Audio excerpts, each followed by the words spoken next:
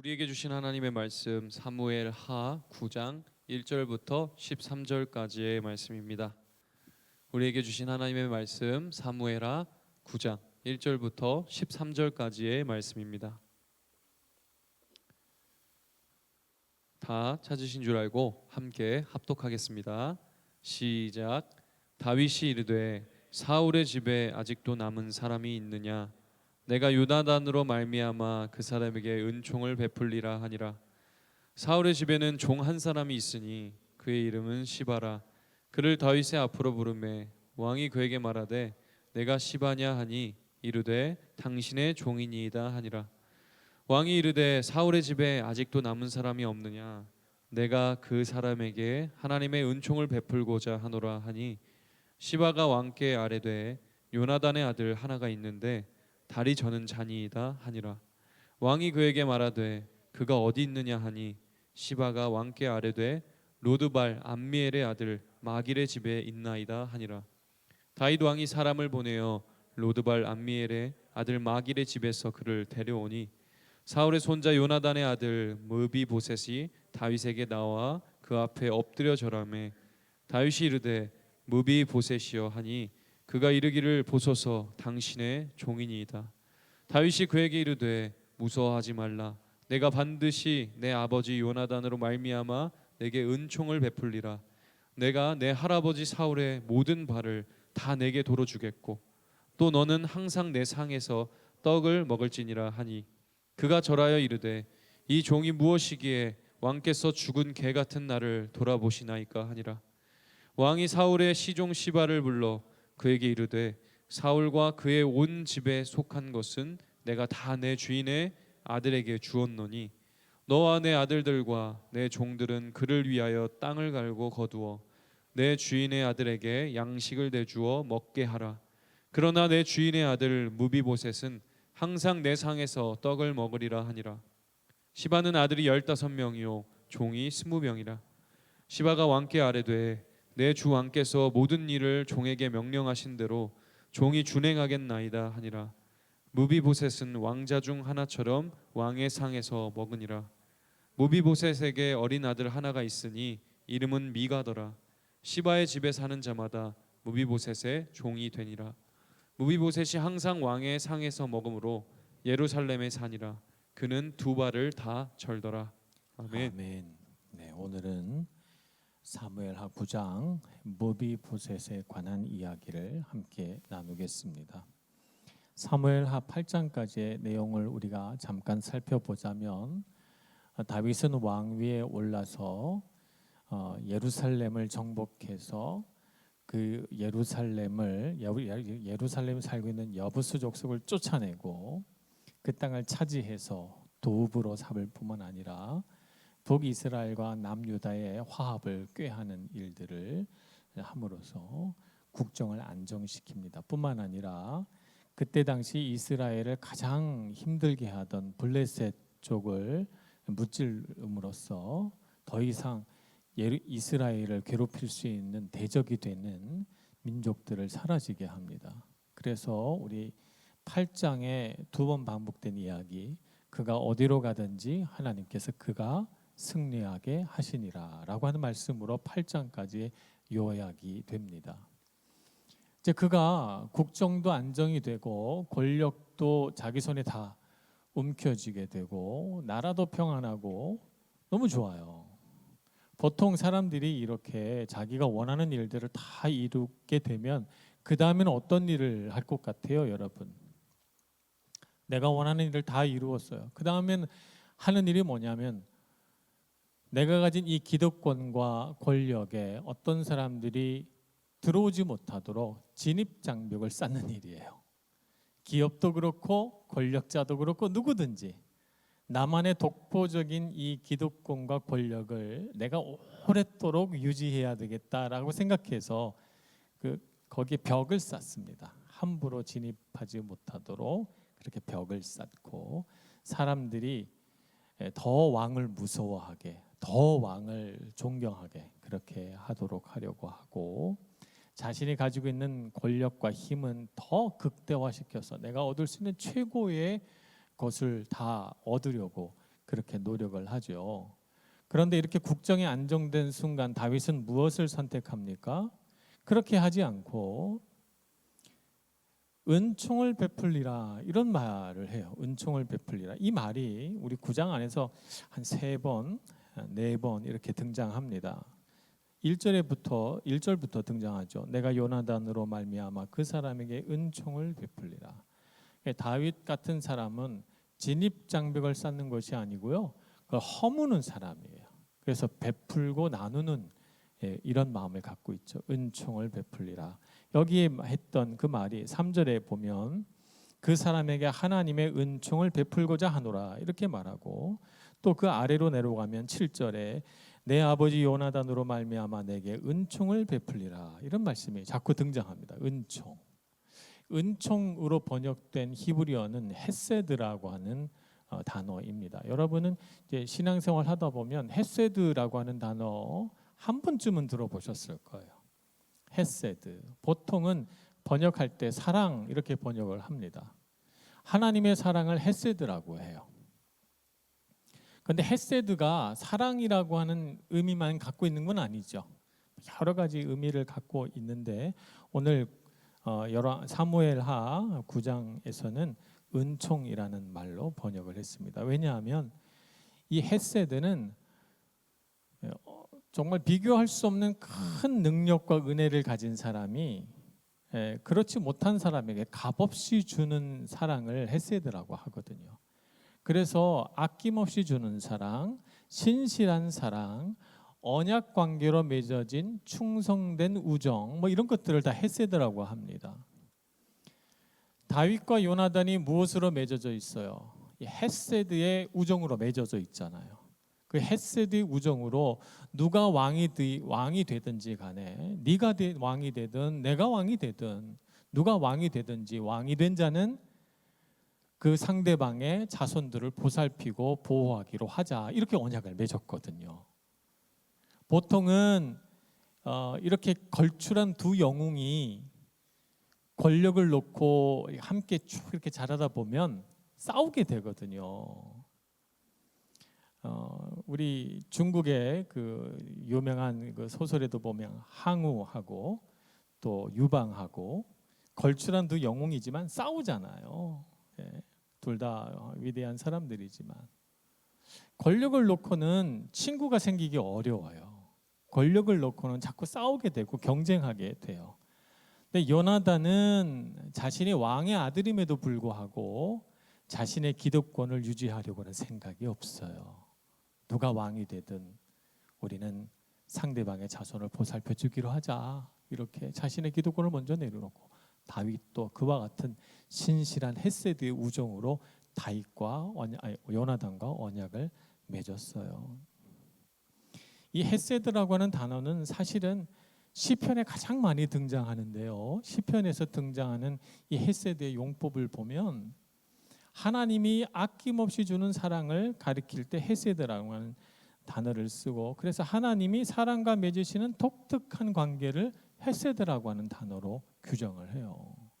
그런데 이 시편에 등장하는 헤세드라는 단어를 선지자들이 쓰면 어떻게 되느냐? 예언서로 넘어가면 선지자들은 이 단어를 어떻게 쓰냐 하면 하나님의 사람과 하나님의 사람이 서로 맺어야 하는 가장 적절한 인간관계를 헤세드라고 표현하거든요. 너희들에게 헤세드가 없느냐? 너희가 헤세드를 가져야 하지 않겠느냐라고 표현을 합니다. 그래서 사람과 사람이 하나님의 은혜 아래서 누려야 하는 가장 적절한 관계는 헤세드의 관계다. 사랑과 우정의 관계다라고 하는 것입니다. 권력의 자리에 오른 다윗, 그는 어디로 가든지 승리하는 위대한 임금이 됩니다. 자신의 권력, 자신의 힘을 가지고 그는 그것으로 진입장벽을 쌓은 것도 아니고 그것으로 마음이 교만해져서 사람들을 깔보고 성공하지 못한 사람들에 대하여 무시하는 그런 마음을 가졌던 것도 아니에요. 다윗은 그 안정된 권력의 자리에서 헤세드를 베풀기로 생각한 것이죠. 여러분 잘 되시길 축복합니다. 그래서 어느 자리에서건 탁월한 사람이 되시고 높은 자리에 이르세요. 근데 여러분 마음속에 헤세드를 품으셔야 돼요. 그래서 여러분 마음속에 나보다 저 사람도 잘 되면 안 될 텐데 이런 마음을 품지 말고 함께 잘 될 수 있는 좋은 친구들을 얻으시길 바래요. 요나단 같은, 다윗 같은 이런 친구를 얻으셔서 여러분의 삶에 헤세드의 우정들이 나눠지기를 바랍니다. 남자와 남자끼리, 여자와 여자끼리, 남자와 여자끼리 여러분의 관계 안에서는 다 헤세드가 있어서 그곳으로 여러분이 잠들 때 헤세드의 사랑을 베풀고 또 다른 사람이 잘 되면 그 사람이 또 헤세드의 사랑을 베풀어서 여러분의 삶에 그런 하나님의 은총이 흘러 내려가기를 소망합니다. 다윗이 위대한 왕이라고 하는 건 바로 이런 점에서 그의 독특함이 나타나는 거예요. 세상 사람들과 다른 점이죠. 이 점이 다윗이 은총을 베풀리라. 그래서 사울의 집안에 요나단의 소생 중에 아직 살아남은 사람이 있느냐 하고 찾아서 한 사람이 있다고 하는데 불러서 사울 집안의 그 종 이름이 시바예요. 시바. 발음을 주의하셔야 됩니다. 네. 시바라고 하는 사람인데 이 사람은 아들이 15명이고 종이 20명이에요. 이런 얘기를 자세하게 써놓은 것은 어떤 암시입니다. 성경에서 이런 암시를 나타내는 장치를 참 잘 씁니다. 나중에 이 시바라고 하는 사람이 자기 주인의 땅 무비보셋의 땅을 자기가 다 먹으려고 무비보셋을 음해합니다.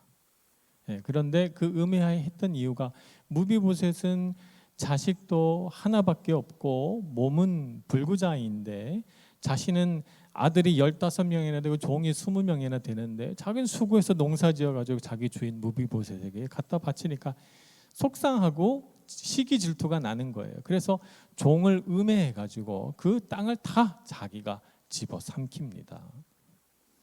그런 복선이 여기에 깔려 있습니다. 시바라고 하는 사람 우리가 기억해 둬야 하는 이름입니다.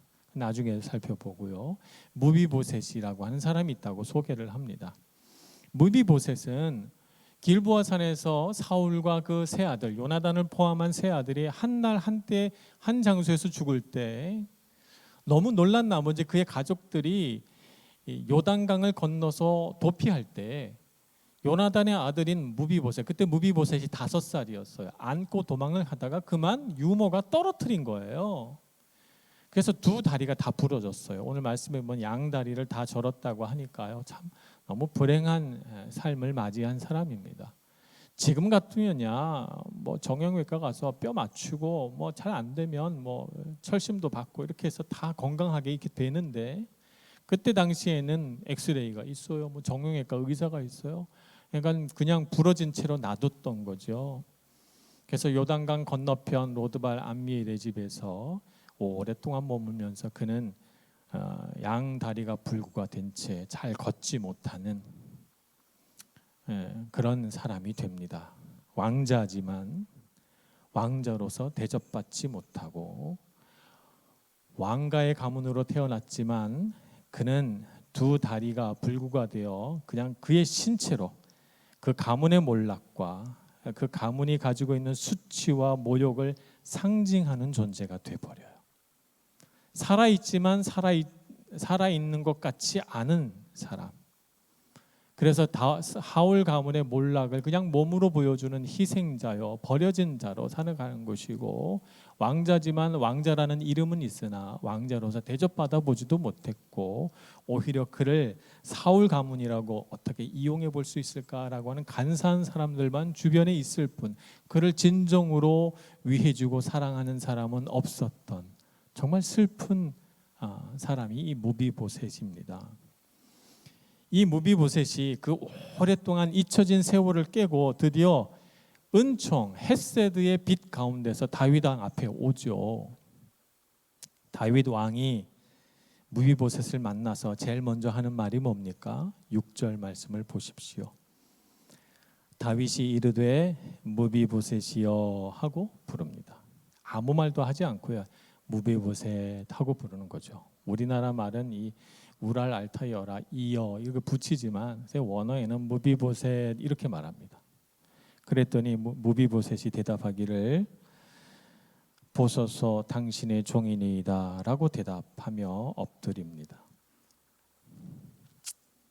이름을 불러준 거예요, 다윗이. 역대상에 보면 무비보셋에게는 원래 이름이 있어요. 어떤 이름이 있냐면 무립발이라고 하는 좀 뭐라고 할까, 좀 권세 있는 이름이 있어요. 근데 무비보셋은 무슨 뜻인가 하면 불명예를 씻어주다라고 하는 의미를 가지고 있어요. 왜 이런 이름으로 불렸는지는 잘 몰라요. 근데 다윗이 무립발이라고 하는 이름을 알았어요. 알고 있었지만 무비보셋하고 불러준 거죠. 내가 너의 불명예를 씻어주마. 헤세드의 은총 아래서 너의 불명예를 씻어주마. 너는 불구가 됐고 왕자로 대접받지 못하고 사울간의 수치와 부끄러움을 뒤집어쓴 채 살아가지만 나는 너를 한 사람의 인격체로 왕자로 너를 대우해 주며, 그리고 내 사랑하는 친구 요나단의 그 우정 아래서 너를 요나단 같이 대해 주마라고 말하고 있는 것이죠.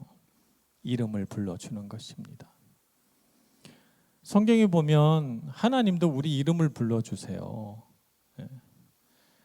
그래서 모세야 하고 이름을 부르시고 아브라함아 하고 이름을 부르시고 하나님 우리 이름을 불러주십니다.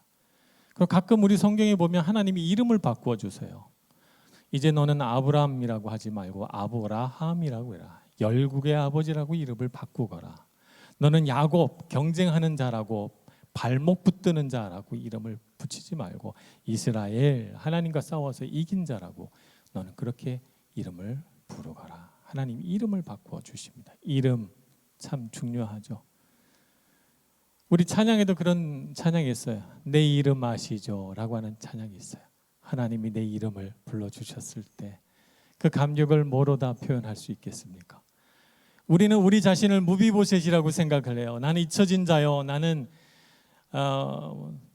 정확한 건 아니지만 수치와 부끄러움을 가지고 태어난 사람이라고 생각하고 내 수치와 부끄러움을 감추기 위해서 나는 그래도 이 세상에서 살만한 가치가 있는 존재라고 그걸 증명하려고 살려고 해요. 그래서 능력 있는 사람처럼 보이고 싶고 똑똑한 사람처럼 보이고 싶고 사랑받는 사람으로 살고 싶어서 우리가 이렇게 노력하고 저렇게 노력하고 살지만 세상에 살면서 잘 안 채워져요. 누가 나를 내가 원하는 만큼 사랑해 주겠으며 누가 나를 내가 생각하는 그 이상으로 나를 가치 있게 봐주겠어요. 하나님밖에 없거든요. 그래서 세상 속에서 내가 원하는 만큼 채워지지 않은 많은 사람은 무비보셋 같은 사람이에요. 죽은 개 같은 사람이라고 자기 자신을 가치 없게 생각하면서 그런 수치와 부끄러움을 묵상하고 있을 때 주님이 오셔서 리노야 라고 이름을 불러주시죠. 내 이름을 아시는구나. 하나님은 내 이름을 불러주시고 나를 가치 있는 존재라고 생각해 주시고 나를 기억하시고 나를 하나님의 그 끝없는 사랑으로 사랑하시고 인도해 가고 있으시구나 하는 것을 알게 될 때 우리는 마음의 감동을 받고 그 무엇으로 채워지지 않은 우리의 빈 가슴이 하나님의 사랑으로 채워지는 거죠. 여러분에게 그런 기쁨과 충만함이 있기를 소망합니다. 지금 다윗이 무비보셋에게 흘려주려고 하는 은총, 헤세드는 바로 하나님의 사랑이에요. 그래서 하나님이 이름 불러주듯이 그 잊혀진 사람 무비보셋을 불러주는 것입니다. 그리고 너는 이제 내 상에 와서 왕자처럼 나와 함께 먹자. 그리고 너의 할아버지의 모든 땅, 사울왕이 누렸던 모든 재산을 다 너에게로 돌려주마라고 말하면서 정말 아무 조건도 없는 큰 사랑을 베풀어 줍니다. 하나님의 사랑을 흘려보내는 인생을 살아가기를 소망합니다. 세 번째 우리가 생각해 볼 것은 두려워하지 말라라고 말하고 있어요. 다윗이. 생각해 보면 무비보셋 엄청 두려웠을 것 같아요. 다윗 왕의 원수 집안이잖아요. 그리고 사울 왕가가 끊어지면서 이제 다윗 왕가가 세워졌으니까 어떻게 보면 사울 왕가의 살아남은 자손은 잠재적 위협이에요. 그죠? 아직까지도 사울 왕을 그리워하고 그 왕가를 일으켜야 되겠다고 생각하는 사람들이 남아 있어요. 베냐민 지파 중에는. 그래서 호시탐탐 다윗이 조금이라도 잘못하면 우리 다윗을 갈아버리고 다시 사울 왕가를 부활시키자, 이런 사람이 있거든요. 그런 상황에서 사울 왕의 자손 중에 핏줄 중에 살아남은 사람을 이렇게 우대해 준다는 것은 굉장히 쉬운 일은 아니에요. 그래서 무비보셋이 다윗 왕 앞에 왔을 때, 야, 이제 나 여기 죽었구나, 이렇게 생각할 수도 있단 말이에요. 굉장히 두렵죠. 두려움을 가지고 나온 무비보셋에게 다윗은 두려워하지 말라, 이렇게 하고 그 마음을 안심시킵니다. 또 거꾸로 다윗 입장에서 보면 아까 말씀드린 것처럼 잠재적인 위협으로 무비보셋을 볼 수 있기 때문에 다윗 왕도 어떻게 보면 무비보셋을 이렇게 대우를 잘해주는 게 잘못된 메시지로 사람들에게 보여질 수 있어요. 그래서 그것이 불편하거나 두려울 수 있거든요. 이 두 사람 사이에는 그런 두려움이 이제 없어집니다. 그런 두려움이 다 없어지고 다윗과 요나단, 정말 경쟁하려고 하면 피를 튀기고 경쟁할 수 있는 두 사람이 생명처럼 서로 사랑하며 우정을 나눴던 것처럼 무비보셋과 다윗 사이에 모든 적의와 담이 사라지고 진정한 사랑이 나누어지기 시작합니다. 그것을 가능하게 했던 것이 뭐냐면 두려움을 없애는 거예요. 두려움은 우리로 하여금 사람에서 멀어지게 합니다. 두려움은 자꾸 우리 자신을 고립시킵니다. 두려움이 있으면 인간관계를 맺다가도 주춤거리게 돼요. 근데 현대 사회는 사람 조심하라고 하잖아요. 사람 조심하라고 해요. 제가 지금부터 한 20년 전에 제가 아직 목사 초년생일 때 노방전도를 나갔어요. 그래서 학교에서 아이들 토요일 날 쫙 이렇게 하교를 하면 그 앞에서 그 설탕으로 만드는 그 과자 있잖아요. 구름 과자. 네, 그걸 만들었어요. 그 구름 과자 만드는 기계를 사다가 이렇게 설탕 붓고 색소 넣으면 빨간 그 설탕도 나오고 뭐 파란 것도 나오고 그래요. 그러면 제가 막 이렇게 돌려가지고 나무 젓가락에다가 이렇게 말아가지고 하나씩 줬어요. 하나씩 주면서 야, 내일 교회 와라 그랬어요. 그래서 어떤 애가 네, 교회 갈게요. 그런 아이들이 가끔씩 있어요. 그래가지고 너무 반가워가지고 야, 그럼 너 전화번호 줘라. 그래서 전화번호를 한 10몇 개씩 받아갖고 왔는데 그날 저녁에 전화해 보면 한 통도 안 돼요. 다 거짓말로 준 거예요, 저한테. 부모님한테 교육 잘 받은 거예요. 우리 어린이들이 낯선 사람하고는 절대 말하지 말고 전화번호 주지 말라, 이렇게 교육을 받아서 그 많은 걸 몇 주 하다가요, 제가 지쳐가지고 아니, 전화번호 달라만 안 하고 우리 게 저기 있으니까 주일날 와라, 애들한테 그렇게 말하고 말았죠. 보통 전도돼서 오는 애들은 다 어떻게 와요? 자기 친구 따라오는 거예요. 아는 사람 따라오지 모르는 사람이 교회 오라고 해서 교회 오는 시대는 지나갔더라고요. 사람을 두려워해라. 사람 조심해라. 낯선 사람 따라가지 말라. 세상이 악하고 사람의 본성이 점점 악해지니까 사람 조심해야 되는 세상이 됐어요. 그래서 우리 마음속에 뭐가 있어요? 사람에 대한 두려움이 많아요. 그래서 조금 문제가 생기고 조금 갈등이 생기면 의심하고 사람을 두려워하고 멀리하고 이렇게 됩니다. 근데 하나님 나라는 뭐예요? 하나님 나라는 친밀한 나라예요. 하나님 나라는 신뢰하는 나라예요.